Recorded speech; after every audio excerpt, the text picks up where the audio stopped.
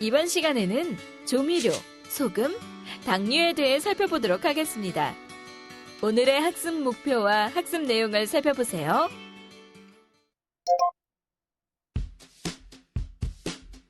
오늘 학습에 앞서 여러분이 학습하게 될 내용에 대해 얼마나 잘 알고 있는지 간단히 확인해 볼까요? 자, 문제를 읽고 맞으면 O, 틀리면 X를 선택하세요.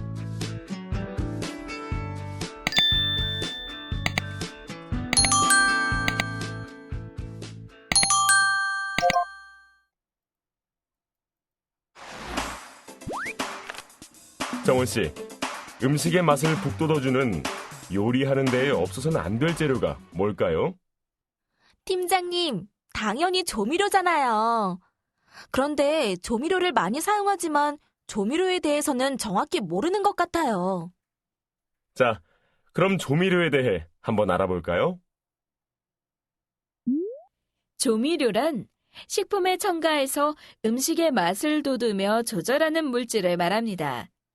따라서 포괄적 의미로는 음식을 맛있게 하기 위해 첨가하는 짠맛, 단맛, 신맛, 감칠맛, 쓴맛 등의 모든 물질을 의미하나 협의적으로는 음식의 감칠맛을 돋우는 물질에 한정합니다.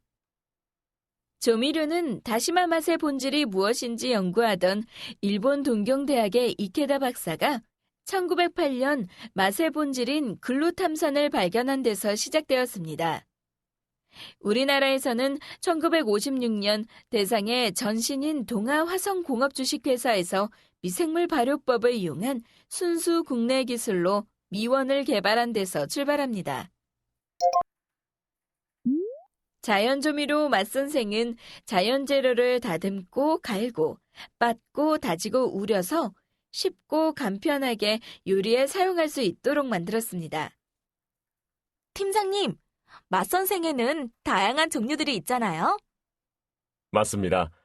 자연재료 국물 내기는 멸치, 해물, 황태, 세 종류가 있는데 친환경 티백과 간단한 조리 과정으로 건강과 시간 절약 모두 잡은 제품입니다. 자연 원물 양념은 생강, 청양고추, 마늘, 쇠고기, 해물 등이 있는데 순수 원물 재료만 써서 요리에 풍미를 더하도록 만들어졌습니다.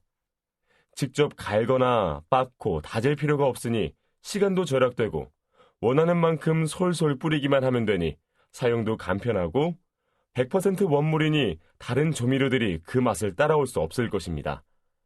게다가 나트륨도 기존 조미료에 비해 25%로 낮아 건강도 챙길 수 있습니다. 자연재료 분말은 합성 첨가물을 하나도 넣지 않은 조미료인 것이죠? 네, 맞습니다. 합성 첨가물을 넣지 않아 자연 재료의 맛이 그대로 살아나게 한 조미료입니다. 한우, 쇠고기, 해물, 멸치, 오색 자연까지 없는 맛이 없습니다. 정훈 씨, 음식의 맛을 살려주는 가장 기본적인 재료가 소금이잖아요. 소금에 대해서는 많이 알고 있나요? 소금이요? 소금은 짠맛을 낸다는 것밖엔 자세히 알려주세요, 팀장님. 소금, 식염은 해수나 암염으로부터 얻은 염화 나트륨이 주성분인 결정체를 재처리하거나 가공한 것, 또는 해수를 결정화하거나 정제, 결정화한 것을 말합니다. 역사적으로 소금은 얼마나 귀하게 여겨졌을까요? 소금은 직역하면 작은 금으로 금처럼 귀한 물질이라는 의미입니다. 봉급을 뜻하는 셀러리라는 라틴어 셀라륨에서 파생된 단어로 셀라리움은 소금 배급 혹은 소금을 사기 위한 돈이라는 의미입니다. 그만큼 소금은 높은 가치를 가졌고 따라서 역사적으로 착취의 대상이었습니다. 고대로부터 국가기관이 소금에 과중한 세금을 부과하거나 소금 생산을 장악해왔습니다. 그에 따라 서민들이 당한 고통은 이루 말할 수 없을 정도였습니다. 영국은 식민지 인도에서 소금으로 막대한 폭리를 취했고 인도 독립의 아버지 간디가 비폭력, 무저항의 투쟁 방법으로 먼저 자체 소금 생산을 택하자 영국은 당황했습니다. 인도의 소금 생산은 단순한 물질 생산을 넘어 독립투쟁 선포나 다름없었기 때문이었습니다. 이렇게 소금은 역사적으로 중요한 존재였습니다. 당사의 소금류 제품으로는 건강, 기능성 소금, 천일염, 가공소금 등이 있습니다.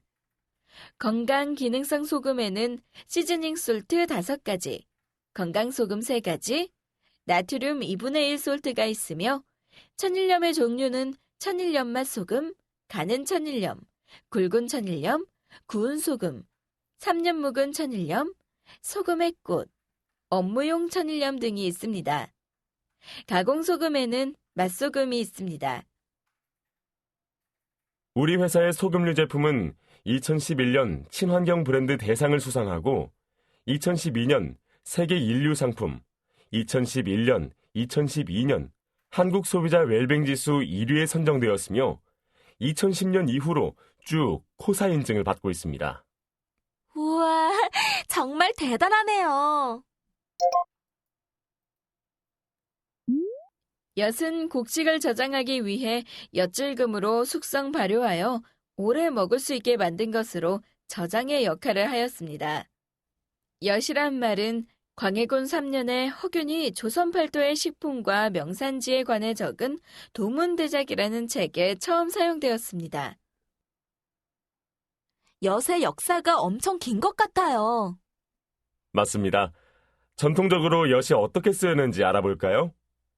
엿은 정월 초하루에 제수 음식으로 사용하여 햇국식이 없는 겨울에도 햇국식으로 만든 엿을 사용하여 조상의 음덕을 기리는가 하면 정월 대보름에는 복엿이라고 하여 만복이 달라붙어 복된 한 해를 시작한다라는 의미를 갖고 있습니다.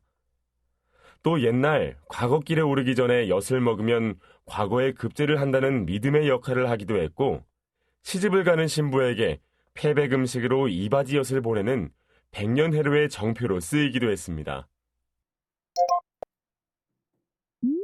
정훈 씨, 우리 회사는 올리고당은 어떤 원료를 사용할까요? 올리고당의 원료라. 잘 모르겠어요, 팀장님. 우리 청정원은 이소말토 올리고당을 사용합니다. 즉 설탕을 사용하지 않는 거죠. 그래서 요리와 잘 어울리는 부드러운 단맛과 끈기를 느낄 수 있습니다. 반면 경쟁사에서는 프락토 올리고당을 사용하는데 식이섬유 함량이 35%라고 합니다. 자사의 올리고당을 USP 경쟁사와 비교하였습니다. 자사는 설탕 0%, 곡물로만 100%를 내세웠고 경쟁사는 식이섬유 35%를 내세워 올리고당 제품을 출시하였습니다. 자사의 올리고당은 설탕 0%로 건강한 곡물로만 만들어 부드러운 단맛을 내며 장 건강에 좋은 성분이 들어있습니다. 경쟁사의 올리고당에는 장에 좋은 식이섬유가 35% 들어있고 설탕보다 칼로리가 40% 낮은 특징이 있습니다. 소비자 인식조사 결과 자사 제품은 곡물 100% 등에 대한 신뢰도가 높게 나타났으며 건강, 천연과 같은 느낌이 들고 올리고당을 연상할 때 가장 먼저 곡물이 떠오르는 효과가 있었습니다. 반면 경쟁사 제품은 식이섬유가 없는 것보다는 있는 게 더 낫다는 정도로 인식되며 35%라는 문구가 오히려 65%에 대한 의구심으로 작용하여 신뢰도를 감소시켰습니다. 학습의 이해를 돕기 위해 각종 자료를 함께 나누는 시간을 갖겠습니다. 네, 팀장님. 오늘은 어떤 자료인지 궁금한데요. 오늘 준비한 자료는 중독성 강한 멜로디와 아이돌 가수를 모델로 하여 젊은 층에 크게 어필하고 있는 픽 미원 CF를 준비하였습니다.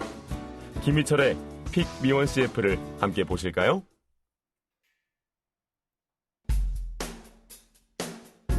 여러분들이 학습한 내용을 얼마나 잘 이해했는지 테스트해보는 시간을 가져보도록 하겠습니다.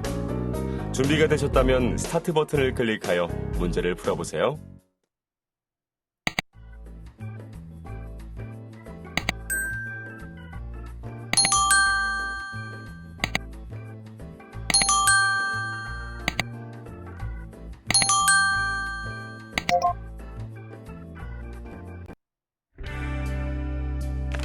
이번 시간의 학습 내용 중 반드시 기억해야 할 내용을 정리해 놓았으니 저와 함께 여러분도 다시 한번 복습해 보시기 바랍니다.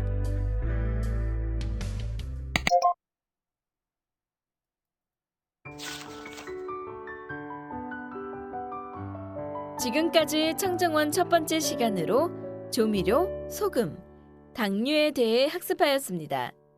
다음 시간에는 청정원 두 번째 시간을 진행하겠습니다. 수고하셨습니다.